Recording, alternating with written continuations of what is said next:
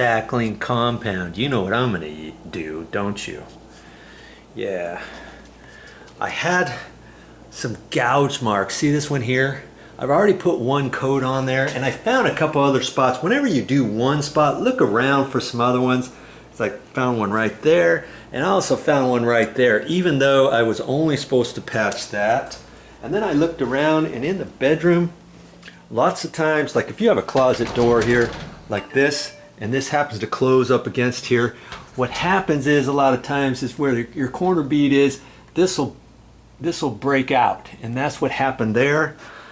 And see, once that breaks out, this rubber end on the sliding closet door hits right there, see? Like that. And after a while, it just digs a hole in there and breaks it all out. And once it breaks it out, this piece here then starts hitting the wall right here and down at the bottom. I did a patch because this dug in. Okay?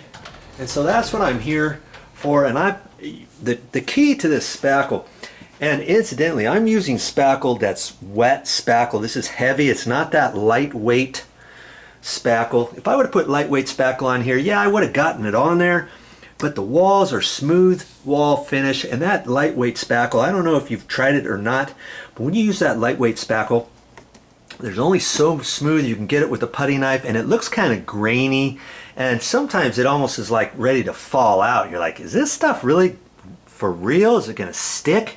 And so when I'm doing small little patches, maybe instead of doing quick set and then all-purpose joint compound, I'll take out some spackle like this. After it dries, then I can kind of scrape this down and lightly sand it, and then add a second coat of this. And then once this dries after that, I can sand this smooth as a baby's butt.